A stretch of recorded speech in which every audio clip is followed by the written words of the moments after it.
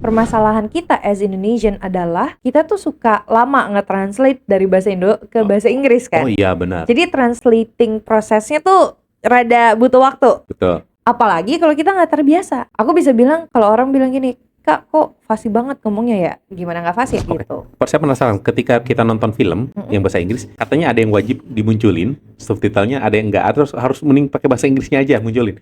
Menurut Kak Sharon lebih efektif yang mana gitu? Depend sama levelnya, balik lagi. Jadi kita waktu belajar jangan paksa diri kita untuk melakukan sesuatu yang kita nggak bisa. Oke. Gitu. Kayak contohnya gini teman-teman, jangan cuma belajar dari AI. Kenapa? AI itu sebenarnya bisa jadi teman belajar, but not the mentor. So you can learn with AI, not from AI. Kenapa?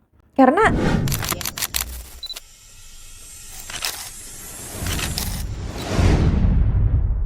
Halo Sobat Otka, balik lagi dengan saya Kang Man di podcast Cerita Otka. Hari ini kita akan mendengarkan kisah Kak Sharon di mana dia pernah ngalamin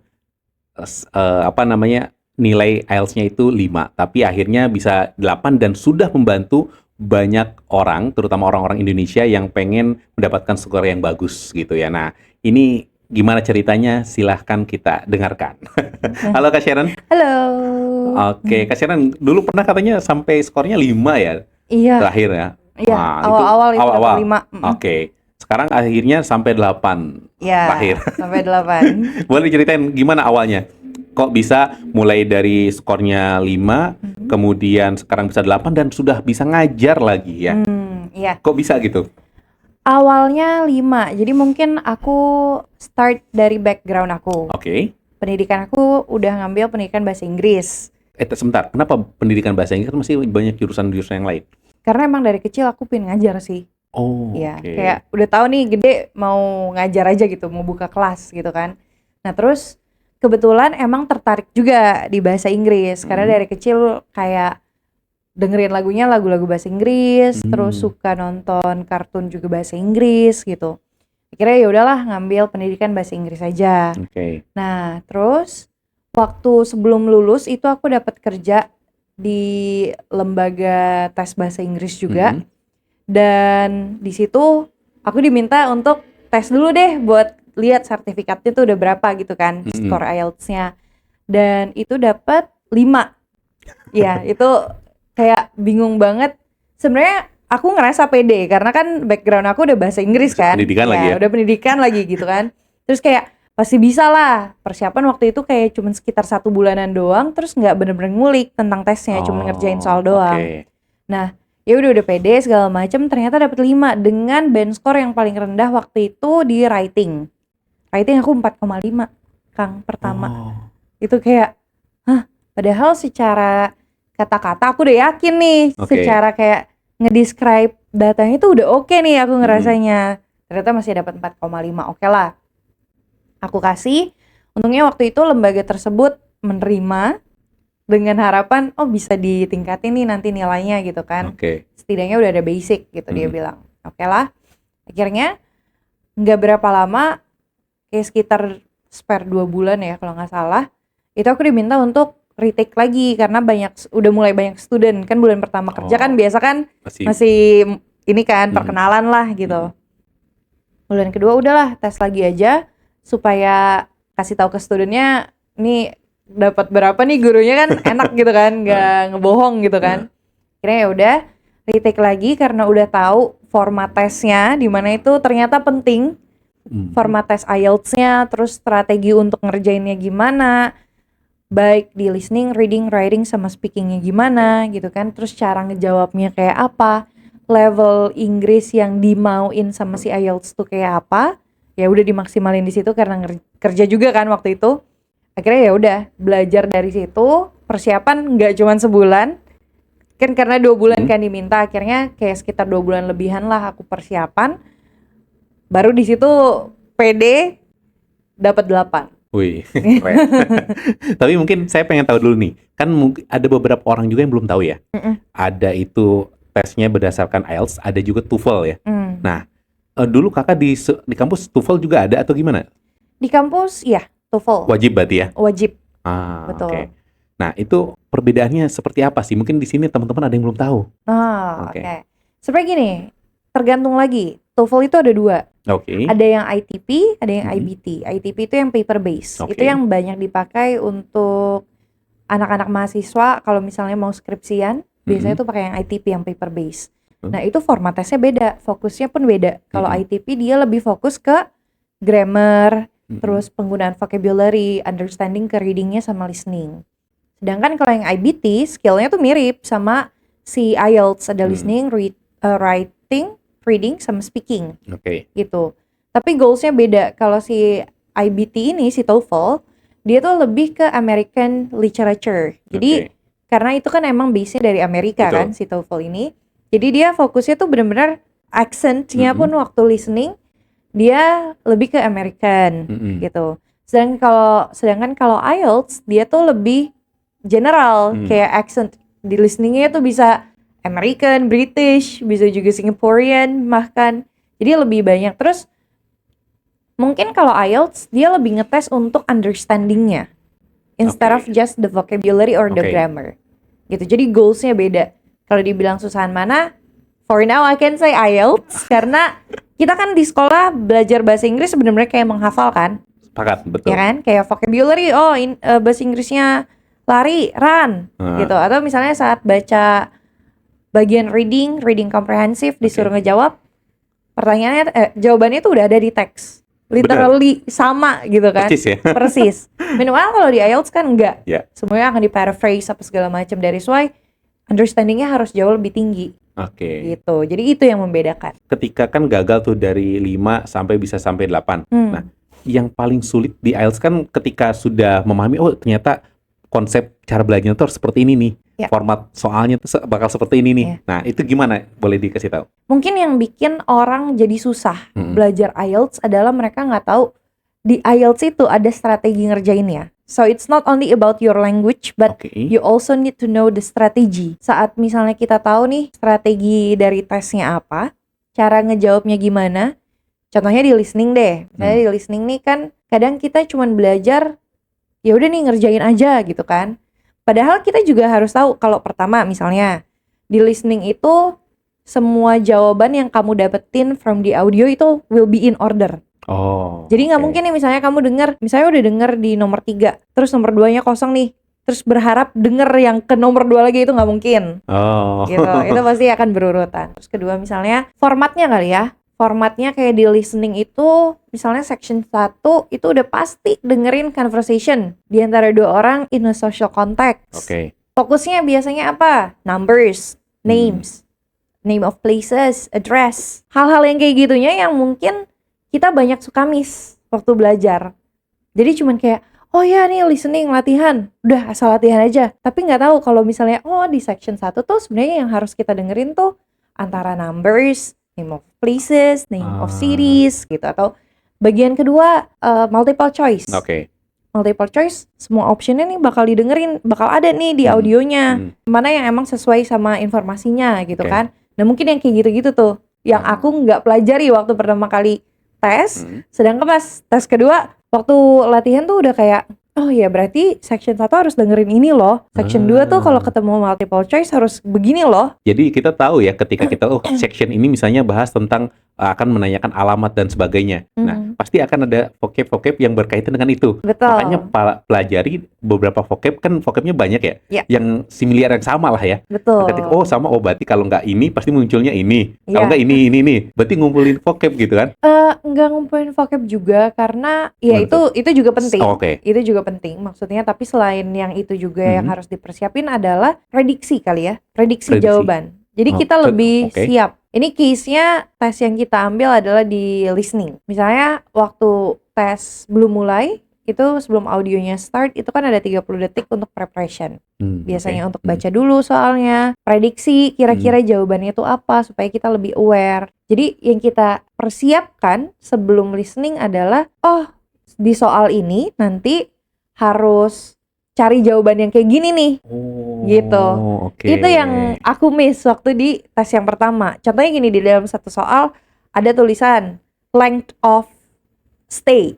Oke. Nah, length of stay ini kan berarti aku harus dengerin antara, ya kemungkinan besar adalah numbers kan. Oke. Antara misalnya 6 days atau 7 days. Yang aku harus denger kan numbers. Waktu kita dengerin, jadi kita bisa lebih fokus nih. Oh, Gitu. oke. Itu Iya, yang ya. sebenarnya ya aku waktu awal-awal itu aku nggak pelajarin banget. Oh, gitu. tapi sebenarnya polanya sama ya. Itu tuh soal-soalnya tuh polanya sama, cuman lebih ke kita harus memahami, memprediksi dan sebagainya ya. Iya, Oh, betul. oke. Formatnya mah sama. Mau nanti misalnya latihan listening 100 kali pun format section 1 akan interview antara dua orang. Section 2 itu monolog Oke. gitu. Ketiga itu biasanya discussion up to 4 people. Hmm. Jadi lebih susah nih karena academic contact. Section 4 itu presentation by a lecture dan itu juga itu yang level paling susahnya karena kata-katanya lebih susah, terus Bener. juga topiknya lebih kompleks. Nah, itu format yang kayak gitu. Untuk pemula kira-kira harus belajar itu dari mana sebenarnya sih? Untuk pemula misalnya kita ambil band 4.5 ya. Oke. Misalnya di bawah 5,5. Startnya itu pertama harus mock up test supaya tahu kan Oh. levelnya ada di mana, itu penting banget. Terus rendahnya di skill apa? Itu kita juga harus tahu. Tuh. Oke. Nah, setelah itu masuk ke materinya. Kalau misalnya bandnya masih kurang dari 5,5 atau kurang dari 5, kalau aku saranin fokus ke grammar dan juga vocabulary. Kalau kurang ya. Betul, Oke, sip. karena kalau misalnya 4,5 berarti kan basic vocab sama grammarnya masih belum sedikit. kuat. Bukannya nggak ada, tapi belum kuat. Nah, jadi setidaknya dikuasai dulu grammar sama vocab yang basic, baru nanti sekalinya kita, maksudnya setelah kita improve ke band 5,5 atau 6,5, grammar sama vocab itu udah bukan lagi yang jadi main yang kita pelajari. Oke. Karena kalau udah dari band 5,5 ke atas udah fokus ke strateginya, ngebiasain pakai strategi itu. Oh. Gitu. Oke. Vocab sama grammar itu jadi additional lessonnya. Oke. Kayak gitu aja sih kalau dari bener-bener yang dari basic ya. Sebelum lebih lanjut nih, kita kan nanti di segmen 2 bahas bagaimana strateginya nih. Nah, sebenarnya untuk teman-teman yang pengen studi itu biasanya harus menggunakan seperti apa? Apakah harus fokus ke persiapan IELTS kah ataukah lebih basic ke bahasa Inggris aja biasa gitu ya sehari-hari, ataukah yang buat tadi TOEFL dan sebagainya, atau gimana nih biasanya nih kalau untuk yang pengen lanjut studi? Kalau yang mau lanjut studi mungkin kalau misalnya mau dipersiapin dari kelas 10 boleh dari basic English karena basic English itu strengthen the way you communicate with other people. Oke. Jadi kayak yang basic bahasa-bahasa sehari-hari itu boleh banget dari si bahasa Inggris yang general. Oke. Tapi kalau misalnya udah masuk entah kelas 12 awal atau mungkin kelas 11 akhir, bisa langsung fokus ke IELTS. Karena kalau IELTS itu requires you to be more advanced. Vocabulary use-nya juga harus lebih akademik. Terus grammar use-nya pun saat kita bikin sentence, udah nggak bisa tuh pakai sentence yang biasa gitu untuk bikin essay. Dia harus lebih kompleks structure-nya. Terus untuk reading-nya pun, kayak yang tadi aku bilang, cara jawabnya pun beda. Dia akan di-paraphrase, jadi understanding-nya bisa dilatih juga di situ gitu waktu emang udah mau persiapan IELTS. Dan ya mungkin itu sih yang bisa difokusin. Jangan persiapan IELTS cuman sebulan, itu big no-no. Jangan banget gitu. Oh, jadi saran dari Kak Sharon, saya udah SMA, kayaknya pasti kalau SMA pasti rata-rata lanjut kuliah kan dong? Iya. Antara dalam negeri atau luar. Betul. Nah, kalau saya seandainya pengen ke luar negeri, lebih baik dari kelas 10 persiapkan bahasa Inggris basicnya. Dikuatkan. Nah, mulai dari vocab sama apa namanya? Grammarnya dimantapkan, kemudian nanti kelas 11 sampai 12 fokus ke persiapan IELTS-nya ya. Betul. Jadi ketika sudah lulus itu sudah tinggal latihan-latihan aja ya? Iya, betul. Latihan, terus ya take the test. Karena tesnya kan 2 tahun kan dia sertifikatnya. Jadi harusnya dari pertengahan kelas 12 atau ya akhir 12, kelas 12 udah bisa ngambil tesnya. Oke. Gitu. Nah, sepengetahuan Kak Sharon, kalau TOEFL ini biasanya digunakan untuk hanya misalnya Amerika aja kah? Ataukah lebih baik kita ngambil IELTS aja? Misalnya lebih general buat semua, atau gimana nih menurut Kak Sharon? Balik lagi ini pengalaman aku ya, nanti harus dicek lagi. Kalau dari aku, better ambil IELTS kalau misalnya mau ke yang lebih general. Karena kebanyakan dari requirement kampusnya pun mereka condong ke IELTS. Tapi tidak menutup kemungkinan teman-teman misalnya, aku TOEFL aja deh, karena waktu persiapannya singkat. Itu pun sebenarnya nggak masalah, gitu, nggak apa-apa. Tapi mungkin tidak sebanyak si IELTS bisa dipakainya. Jadi sebenarnya kalau pengen lebih generik atau umum lah ya. Iya, Itu pakai IELTS aja ya. betul. Bisa banyak kepake gitu ya. Iya, betul. Dan IELTS pun kan bisa dipakai buat kerja juga kan. Betul. Nggak cuman buat studi. Jadi teman-teman boleh tuh siapkan dari sekarang. Iya. Oke, nah sebenarnya kalau untuk masa belajar kan tadi Kak Sharon, karena memang support lingkungannya ya mendukung. Kayak tadi kan memang ketika kerja, kemudian diterima, kemudian mau nggak mau 2 bulan lagi kan harus tes ya. Iya. Nah, biar hasilnya lebih bagus. Nah, kalau teman-teman pengen belajar seperti itu harus kayak gimana? Support lingkungannya? Apakah harus ada temen kah? Harus ada kelas kah? Atau gimana nih sebenarnya sih? Kalau misalnya note-nya pingin fasih bahasa Inggris, lingkungan penting pastinya. Oke. Jadi antara kalau misalnya you have more money, you can join a course, of course. Jadi di situ bisa latihan kan sama teman-teman, di guide juga sama mentor gitu. Tapi kalau misalnya Kak aku nggak mau spend banyak-banyak dulu deh buat awal-awal gitu, mau belajar otodidak gitu. Karena itu banyak banget sekarang kayak gitu. Nggak masalah. Karena kenapa? Karena source kita udah banyak banget. Meskipun susah nyari temen yang bisa bahasa Inggris misalnya gitu ya, yang nggak mendukung banget, nggak apa-apa, you still have YouTube. Masih ada YouTube, aplikasi pun banyak banget yang ngebantu kita untuk belajar gitu kan. Website pun untuk belajar speaking gratis pun ada gitu kalau nanti kita misalnya spill ya. mau. Oh iya, kalau misalnya mau ya, kalau boleh. Nah itu juga boleh gitu, bisa. Ini adalah surround yourself with English. Karena itu bisa ngebentuk kita untuk punya pemikiran lebih cepat gitu, untuk translate ke bahasa Indonesia ke bahasa Inggris. Jadi permasalahan kita as Indonesian adalah kita tuh suka lama nge-translate dari bahasa Indo ke bahasa Inggris kan. Oh iya benar. Jadi translating prosesnya tuh rada butuh waktu. Betul. Apalagi kalau kita nggak terbiasa. Aku bisa bilang, kalau orang bilang gini, Kak kok fasih banget ngomongnya ya? Gimana nggak fasih? Aku kuliah 4 tahun, setiap hari bahasa Inggris. Aku magang international school juga. Ketemu anak-anaknya bahasa Inggris lagi. Jadi meskipun di rumah aku nggak pakai bahasa Inggris, di kuliah terus tugas-tugas aku. Kebetulan waktu itu aku pernah ikut juga acara kayak student exchange juga. Sebulan atau 2 bulan, itu juga harus pakai bahasa Inggris. Jadi sekesel-keselnya aku pun harus pakai bahasa Inggris.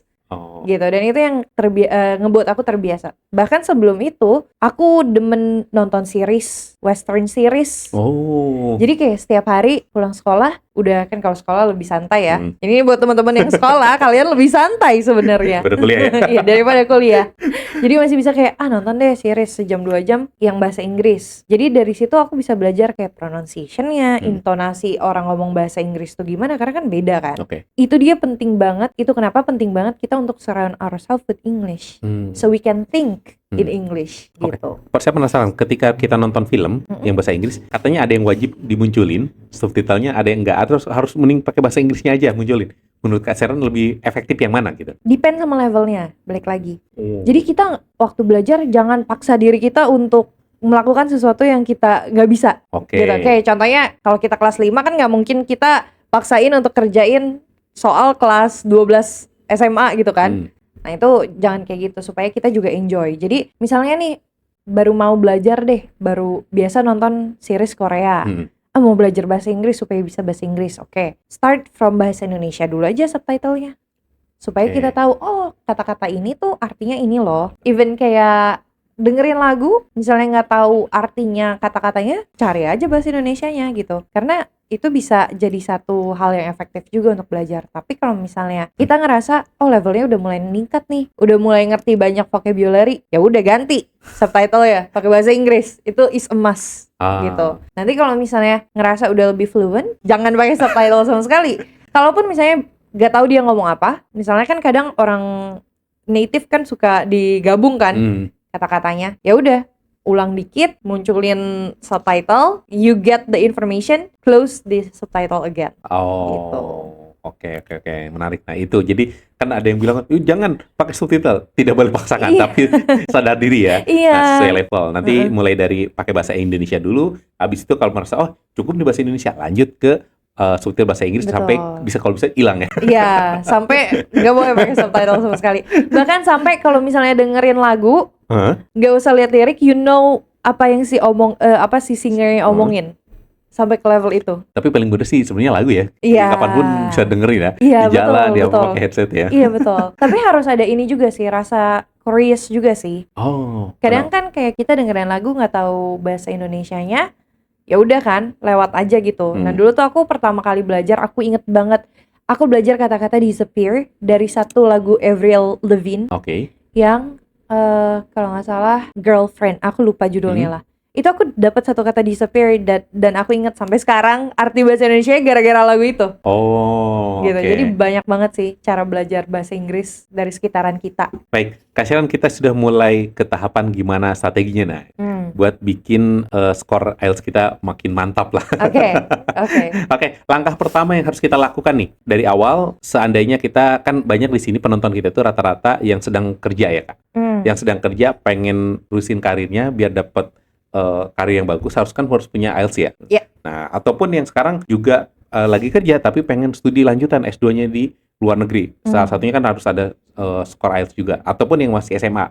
Nah, semua tahapan itu kira-kira langkah awal banget yang harus kita siapkan tuh apa? Yang pertama harus komit. Oke. Itu Komit. paling penting. Tahu nih kayak butuh ini nih, butuh IELTS. Langkah pertama komit. Kedua, take the mock up test. Jadi tes dulu supaya kita tahu dong level kita tuh di mana, skill yang paling rendah itu apa. Karena dua hal ini nentuin langkah selanjutnya kita untuk belajar tuh gimana. Gitu. Jadi take the mock up test. Dan during the mock up test, don't try to be perfect. Karena tujuan kita kan bukan kayak tes yang asli kan. Iya, betul. Tujuan kita kan cuma mau tahu nih, kira-kira kalau misalnya we do our best, skor kita tuh berapa sekarang. Oke, betul. Gitu, cuman mau tahu itu. Nah, nanti kalau misalnya udah dapat hasilnya, kayak yang tadi sih sebenarnya. Kalau misalnya masih di bawah 5,5, aku saranin untuk fokus ke grammar sama vocab.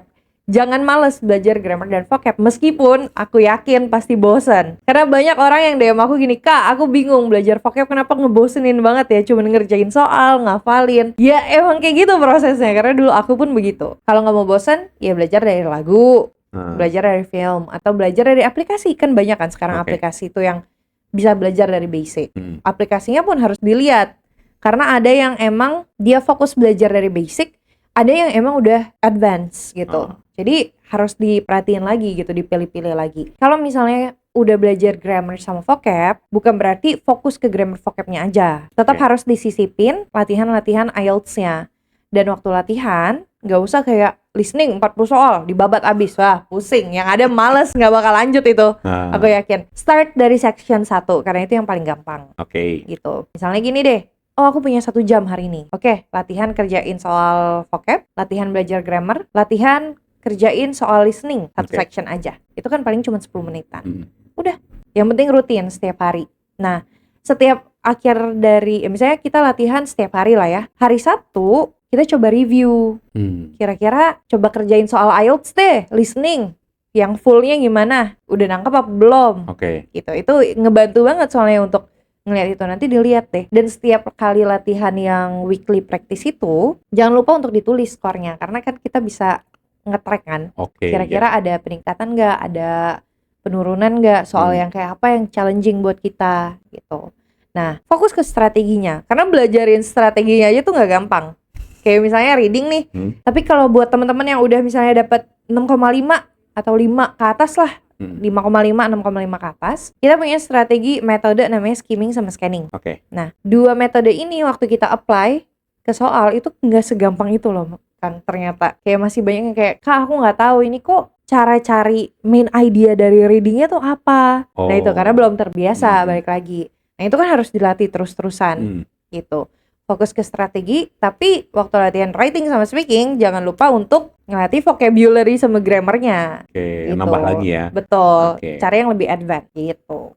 Nah, tadi kan katanya bilang harus mock up test dulu ya. Betul. Itu kita bisa dapatnya dari mana nih? Kalau yang gratisan seandainya, itu dari mana nih? Ada nggak sih infonya? Banyak sih sekarang website yang udah provide itu, kayak IELTS online test. IELTSonlinetest.com itu dia ada, dan modelnya tuh bener-bener kayak tes asli ya. Jadi berapa reading persen kira-kira? Kalau sebenarnya kalau modulnya dia ngambil dari Cambridge. Gitu. Oke. Cambridge. Kalau Cambridge tuh aku kemarin baru cari-cari juga, ternyata yang level 10 ke atas itu yang benar-benar kayak tes yang aslinya. Jadi modul 10 ke atas tuh udah yang kayak real testnya, levelnya. Nah, tapi formatnya dia mirip kayak reading, dia ada 2 layar gini. Nanti di sini readingnya yang ini soalnya gitu. Jadi bisa sekalian latihan simulasi. Listeningnya pun sama. Terus kalau nggak salah masih ada berapa ya? Pokoknya banyak deh. Nanti mungkin kalau misalnya mau bisa cek di Instagram komen mau aku. ya? Iya, iya komen mau, betul. Di Instagram aku tuh udah banyak ini juga kok. Oke. Ada banyak source yang udah aku spill, Heeh. yang gratis-gratis gitu. Buat kita tahu ya di level apa sekarang kita ya. Iya, Oke, betul. sip. Nah, kemudian lanjut tadi kan buat latihan kayak vocab dan sebagainya, sebenarnya bisa nonton dari YouTube dan sebagainya dulu ya. Bisa. Nah, tapi ada nggak sih platform-platform yang kayak buat nge-improve itu gitu?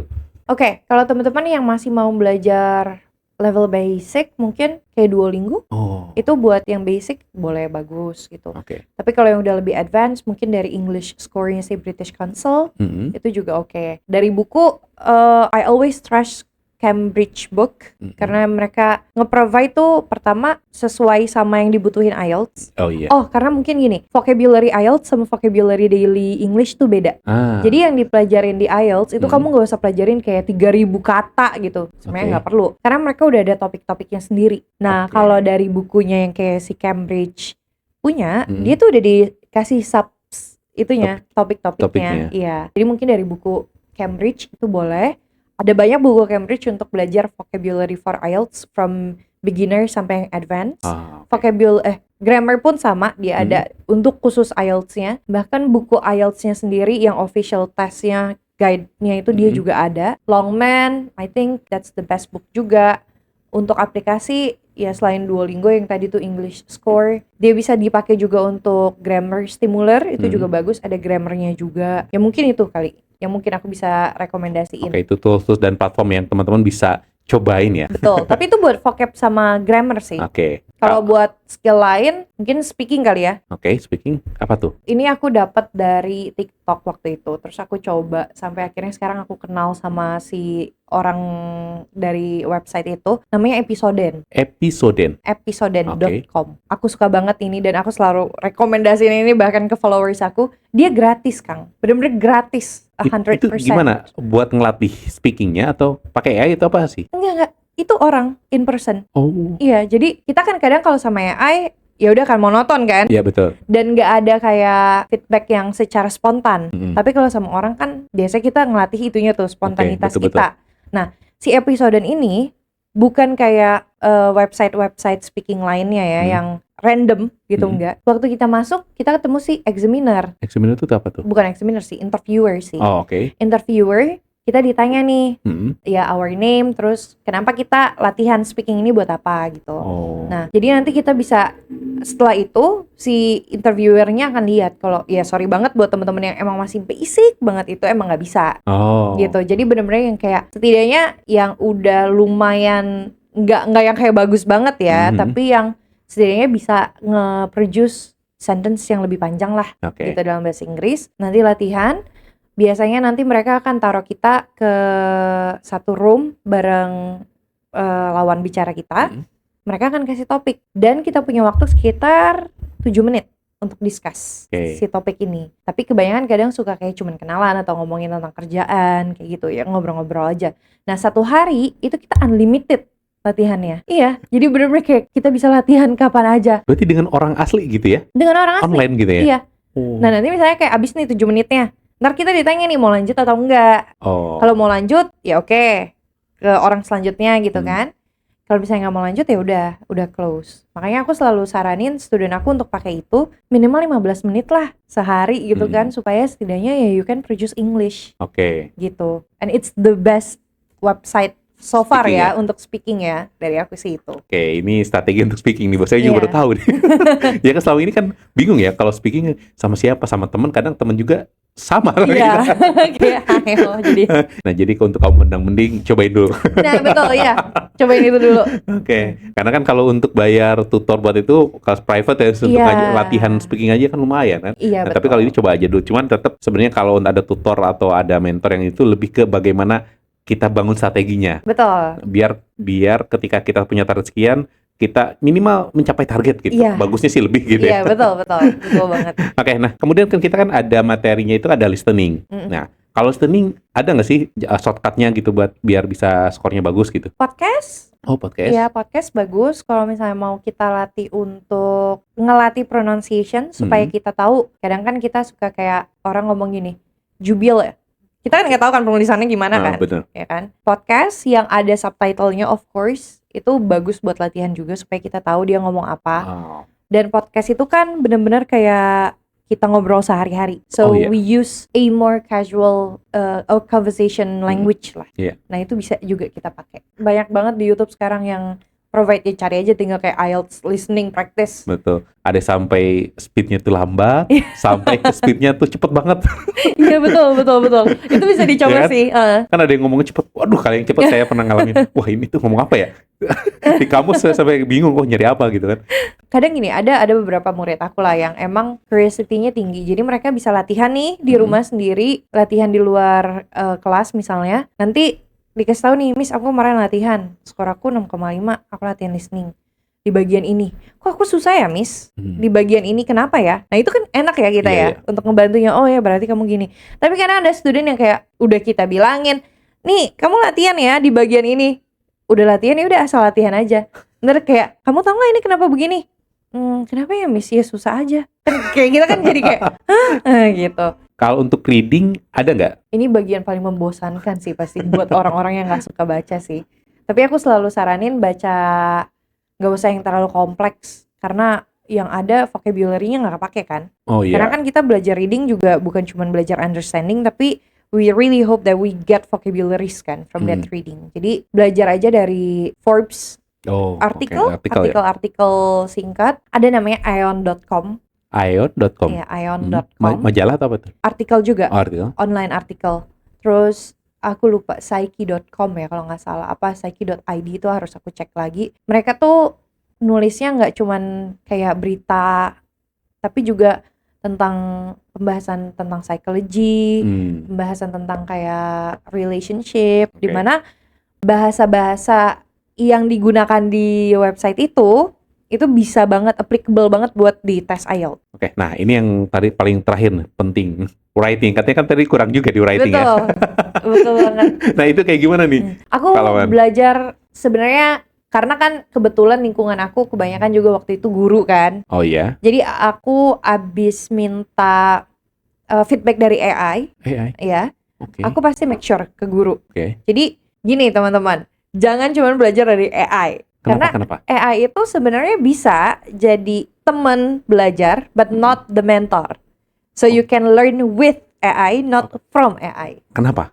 Karena AI itu nggak selamanya kasih skor mendekati dengan skor yang aslinya yang harus kita dapat. Oke. Mereka cuman ngecek kebanyakan ya, kayak either ChatGPT atau Engnovate gitu ya, ngecek antara grammar, idenya nyambung atau enggak, terus vocabnya. Tapi kalau misalnya kita ngomongin tentang structure writingnya, itu nggak dicek sama mereka. Bukan nggak dicek ya, tapi mungkin bukan menjadi salah satu penilaian mereka lah gitu. Kalau misalnya menurut mereka vocabnya udah bagus, grammarnya udah oke, terus idenya udah relevan, ya udah pasti dapatnya 8. Bisa loh di AI dapat 9. Mantep banget. Iya, tapi padahal waktu dicek kayak kayaknya ini belum bisa terlalu 9 karena struktur penulisan yang nggak sesuai sama format IELTS. Gitu kan, karena IELTS punya format sendiri. Jadi kalau writing, aku saranin boleh pakai AI untuk ngecek your grammar, vocab, ideas elaboration itu juga penting. Tapi that is why you need a mentor. If you want to get like a higher score dan juga yang emang benar-benar lebih kredibel, mending pakai mentor. Karena kan dilihat juga struktur penulisannya tuh kayak apa. Nah, makanya kemarin agak kekurangan dari situ ya. Betul. Karena ya udah cuma asal kayak nulis, oh waktu itu aku dapet 5,5 karena strukturnya nggak benar. Aku baru tahu kalau di IELTS itu nulis writing task 1 itu harus nggak boleh semua data dimasukin. Sedangkan kan aku mikir kayak ya udahlah, masukin aja semua kan. Yang penting harus reach 150 kan dia notes-nya. Ya aku masukin aja semua. Ternyata nggak boleh kayak gitu. Nah ini yang AI nggak punya. Kayak insight ini ya yang yang kayak gini. Sip. Nah makanya pentingnya tutor ya. Betul. Oke, nah sekarang kita bahas lagi. Tadi kan udah bahas strategi-strateginya. Bagaimana sih sekarang kesalahan-kesalahan umum untuk pemula yang sering dilakukan dan itu salah dan gak boleh dilakukan untuk sekarang gitu, untuk belajar persiapan IELTS gitu. Kalau kita tahu kita masih pemula, jangan persiapin mepet. Oh, paling banyak sekarang mepet sih ya? Betul. Aku pernah punya student, Oke. dia mau tes 2 minggu lagi. Dia mau, "Kak, ajarin aku ngambil mau yang kelasnya 20 jam." Terus level kamu di mana? Aku tanya gitu. Masih di basic Kak, 4,5. Waduh, aku bilang, aduh ini nggak bisa kalau kayak gitu. Kalau cuma punya 2 minggu jangan deh, jangan ambil tes menurut aku. Karena dia ngejar juga kan. Aku bilang kayaknya nggak bisa deh kalau misalnya emang cuman butuh 2 minggu. Kecuali kayak, oh level aku udah dituju Kak, cuman mau biar ada waktu latihan aja gitu. Terus masih diarahin ya, oke lah. Tapi kalau masih di 4,5, 2 minggu persiapan, aku saranin jangan. Oke. Gitu. Pertama itu, kesalahannya adalah time management-nya kan berarti tadi tuh, yang nggak sesuai. Kedua, dia nggak ngeh requirement band score yang diperluin sama kampus. Iya. Pas ditanya, kamu butuhnya berapa? Waduh, berapa ya Kak? Kayak 5,5 deh Kak. Yang benar kamu cek dulu gitu. Itu harus aware juga sama hal itu. Nah, tapi kalau misalnya ngomongin tentang skill-nya, dari masing-masing skill, kesalahannya itu kalau di listening itu kita kesalahan yang paling sering listening sama reading adalah kita berharap jawabannya itu akan menggunakan kata-kata yang sama. Oh. Itu paling sering. Misalnya soal matching headings. Itu kan of course kayak nggak akan ada tuh kata-kata yang sama di teksnya kan, di paragrafnya. Tapi mereka kayak kesulitan nyari ya karena itu. Karena expect kata-katanya akan sama headingsnya. Meanwhile beda banget, beda jauh gitu. Atau yang di listening pun sama. Kayak denger satu kata yang sama, oh ya udah langsung tulis jawabannya itu. Padahal ya enggak juga, itu trap, itu jebakan ya gitu. Kalau di writing kebanyakan of course kesalahannya di grammar, masih pakai kata-kata atau disingkat-singkat, don't, isn't, itu nggak boleh, karena formal kan, ini academic writing kan, jadi harus formal banget, do not, cannot, itu harus. Terus aku pernah dapat murid, ini benar-benar, karena aku udah bilang ini kan academic writing ya kan ya, dia nulis kayak harusnya kan kayak it is very awesome gitu aja cukup. Dia enggak, dia mau ditekenin. Dia pakai F word. Jadi this F awesome. Itu benar-benar kan itu udah pasti nggak boleh dong. Iya, bener-bener. Iya. Nah yang kayak gitu tuh, kadang kalau misalnya masih awal-awal mulai ngeles tuh kayak gitu, pasti masih ada aja tuh kesalahan-kesalahan yang kayak gitu. Terus idenya ntar mencelok. Misalnya lagi ngomongin tentang A, tiba-tiba dia mention si C gitu. Itu di writing sama speaking sering banget kayak gitu. Oke, nah sekarang paling terakhir nih, gimana kita menjaga konsistensi ini? Nah, ini masalahnya. Sebenarnya sih don't push yourself sih. Hah? Kok? Kenapa? Karena belajar IELTS tuh bener-bener bisa bikin burnout. Iya. Kalau time managementnya nggak benar. Gitu. Sepakat. Kecuali emang kita terbiasa belajar ya. Buat teman-teman yang suka belajar, ya push yourself lah, even harder kalau bisa. Tapi kalau misalnya nggak terbiasa terus cepet burn out, terus cepet stres, itu jangan terlalu keras lah gitu. Bikin proses belajarnya jadi enjoyable. Kayak you can try to romanticize your study gitu. Iya. Ya biar agak-agak estetik gitu ya. Maksudnya kayak misalnya hari ini bisa belajar 2 jam. Oke, dimaksimalin di 2 jam itu. Tapi kalau misalnya besok ternyata cuma bisa 1 jam, ya udah nggak apa-apa. Kadang kan orang ada kayak feel guilty kan. Aduh, hari ini cuma 1 jam, berarti udah pasti nurun nih performanya ya. Enggak juga gitu kan. Disesuaiin aja. Terus gak usah belajar kalau misalnya emang gampang capek, gampang stres, hari Minggu udah jangan pegang IELTS sama sekali. Karena itu bisa mempengaruhi ke performance ngerjain. Tapi di hari Sabtu harus benar-benar di-review supaya kita bisa tahu gitu. Kalau misalnya emang udah terbiasa untuk belajar kayak gitu, belajar IELTS, ya udah maksimalin aja sehari 2 jam. Kalau dari aku sih gitu. Sehari 2 jam tapi benar-benar konsisten ya, jangan tiba-tiba langsung seminggu. Iya, biasa tuh gini. Oh, awal-awal rajin nih kan. Terus nanti akhir-akhirnya kayak hilang tuh nggak tahu kemana. Tapi aku ada student sih, dia sibuknya tuh luar biasa. Karena dia kerja di agency. Tapi dia sekali belajar IELTS hari Sabtu 4 jam Kang. Widih. Dan itu konsisten setiap hari Sabtu. Dia nggak ikut kelas ya maksudnya. Dia private. Enggak. Jadi dia udah selesai malah private sama aku. Jadi dia tetap kayak dia udah bilang, Miss kayaknya aku masih butuh latihan sendiri aja. Tapi nanti minta feedbacknya, dia bilang gitu. Oke lah, nggak apa-apa. Setiap hari Sabtu dia bakal laporan ke aku. Aku hari ini belajar ini, skornya segini. Writingnya begini nih. Gimana nih Kak, apa yang harus diimprove? Itu aku kayak gila sih, keren banget. Sehari 4 jam itu gimana nggak stres? Tapi pas private dulu 4 jam bener sih. Emang kayak gitu. Kalau private dulu kan kayak seminggu 2 kali kan. Nah, tapi di luar dari kelas dia suka kerjain, bahkan dia bikin kayak worksheet sendiri. Kayak hari ini udah kerjain soal yang ini. Dia udah tulisin tuh, jadi nggak ngerjain 2 kali. Gitu hasilnya begini, komennya Kak Sharon ini, skornya segini. Itu bagus sih. Bisa dicontoh. Contoh ya. Itu bisa dicontoh. Sip. Nah, kemudian yang sekarang yang terakhir lah dari Kak Sharon. Kira-kira untuk yang bisa kita kita raih untuk mendapat skor 8 ini.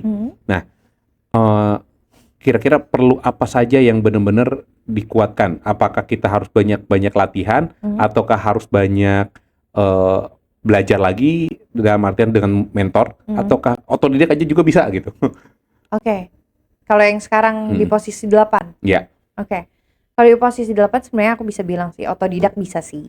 Oh, otodidak bisa. Ya, tapi kalaupun misalnya sebenarnya gini, sekarang tuh udah banyak kelas atau komunitas yang IELTS ini gitu ya, yang buat belajar IELTS.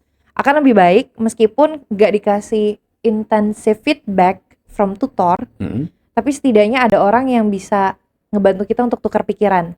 Contohnya gimana tuh? Kayak kita ada seminggu sekali latihan, gitu. Itu buat siapa aja yang mau join gitu, komunitas aja gitu kan.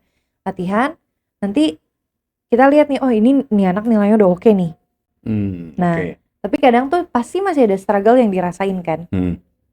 Jadi ya udah ntar kita discuss aja gitu, ngobrol nih perlunya gimana, kayak gitu. Otodidak kalau dia belajar sendiri, pasti dia belajar sendiri. Di luar kelas pun dia bilang gitu, kayak aku belajar sendiri nih Kak. Tapi kayaknya emang ada beberapa tes yang emang masih struggling buat aku. Nah mungkin poinnya adalah belajar sendiri boleh, nggak apa-apa. Tapi saat kita ketemu challenge, saat kita struggling, of course harus dihadapin dulu. Tapi tetap harus punya feedback. Dapat feedback gitu. Supaya ya struggle itu jadi no longer a struggle kan. Saat kita punya sesuatu yang nge-solve that problem gitu, nge-solve that challenge. Gitu sih. Jadi otodidak oke. Feedback pun tetap harus ada. Oh, semuanya beririsan bersama ya. Betul, nggak bisa kayak udah otodidak aja 100%. Even orang yang jago banget, kalau kita otodidak pasti ada satu poin di mana kita stuck kan. Atau ngerasa kayak ini sebenarnya kita udah oke belum ya? Nah, untuk menjawab pertanyaan itu kan kita butuh orang lain kan untuk kasih feedback. Nah, itu sih. Walaupun kan skor 8 udah oke lah ya. Iya. Tapi buat naikin ke 8,5 gitu juga sebenarnya agak sulit ya. Betul. Itu sulit banget, bukan agak sulit. Lebih gampang naikin skor 5,5 ke 7, 5,5 ke 6,5 daripada 7,5 ke 8. 8 ke 8,5 itu susahnya bukan main, Kang. Jadi sebenarnya kalau udah di skor yang udah oke di 8 lah ya. 8,5, 8 ke 8,5 itu ya benar-benar harus dapat feedback, harus dapat sering latihan dan sering latihan otodidak gitu ya. Iya, betul. Nah, otodidak dan sama dapat feedback itu penting banget. Penting banget. Nah, sip. Nah, sekarang kita bahas kenapa skor IELTS tinggi itu sangat-sangat bermanfaat. Apalagi sekarang. Ya, betul ya sekarang kan? Benar. Pertama ya kita bisa punya kesempatan untuk ini ya, sekolah ke luar negeri. Kerja pun banyak sekarang. Gak harus maksudnya kita bisa kerja ke luar negeri gitu. Tapi gak cuman itu, kita juga bisa kerja dari Indonesia dengan remote ya? Remote, ya betul. Bayangin kita kerja di Indonesia dengan gaji pound sterling kan sangat menggiurkan. Betul. Tapi itu bisa ini juga sih. Meskipun mungkin si company-nya nggak minta plek-ketiplek kayak harus ada IELTS. Kadang aku suka buka LinkedIn, aku suka kayak lihat-lihat juga. Mereka nggak minta level IELTS-nya, tapi kadang waktu entah interview atau waktu udah masuk itu baru ditanya. Karena aku pernah kerja di perusahaan Singapura waktu itu, remote juga. Mereka nggak minta sih waktu awal, nggak jadi salah satu requirement. Tapi waktu di pertengahan, mereka kayak mulai, gimana nih nilai IELTS kamu sebenarnya berapa sih? Gitu, boleh nggak kayak share ke kita gitu. Karena kan kadang ya takut ada miskomunikasi kali ya, apalagi masalah kerja gitu. Sebenarnya untuk kepercayaan diri teman-teman ketika biar bekerja tuh sudah lebih aman lah kalau teman-teman sudah Iya, skor IELTS yang ya bagus lah ya. Nah, betul. jadi ketika komunikasi juga nggak ada miss. Nah, karena kan apalagi kalau kerjanya di perusahaan multinasional ya. Iya, Nah, itu harus benar-benar kemampuan bahasa Inggris itu wajib ada. betul, betul banget itu harus ada. Nah, terus ini saya pengen tahu nih, perbedaan mindset ketika kita kejar nilai sama kejar kemampuan. Lebih baik mana nih?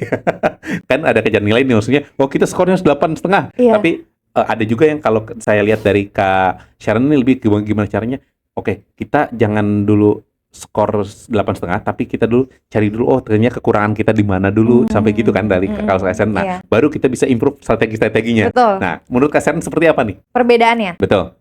ya kalau kejar nilai kan kita sekali dapetin udah kan, iya kan?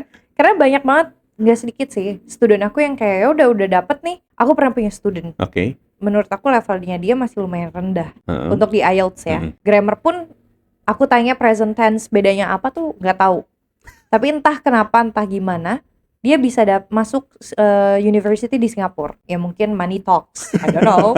But aku ngeliat kayak gitu. Nah, dia dapet, dia akhirnya ikut kelas, terus tes lagi dapet. Mhm. Terus udah tuh, ya udah asal kuliah aja. Terus aku tanya gimana kamu nulis paper apa segala macam. Dia bilang nggak bisa mi, susah, aku pakai chat GPT terus. Kayak kan jadi kayak Oh, sayang ya. iya sayang banget kan. Tapi ya nggak sedikit juga student yang kayak balik lagi ke aku terus bilang, "Kak, ternyata yang di writing IELTS itu Hmm. strukturnya, model pembahasannya itu mirip loh sama esai-esai yang aku tulis sekarang di kuliah." Oh, Kayak gitu. oke. Nah, itu kan berarti kan ya even selesai dia ambil kelas, Heeh. dia masih inget dong Betul. struktur penulisan IELTS tuh gimana gitu. Nah, itu sih yang membedakan. Kalau misalnya cuman kejar kelas, ya udah it won't last long juga kan. Iya, iya. Jadi bakal lupa Oke. gitu, entah tentang understandingnya kah, entah gimana kita dapetin informasi waktu kita denger orang ngomong kah, Mhm. atau bahkan waktu kita nulis or even when we speak gitu. Tapi kalau misalnya kita ngejar kemampuan, kita tahu oh nilai 8,5 ini harus dipertanggungjawabkan dengan skill kita dong Betul. yang setara. Nah, itu dia akan jauh lebih, aku bisa bilang lebih bertanggung jawab sama skornya itu.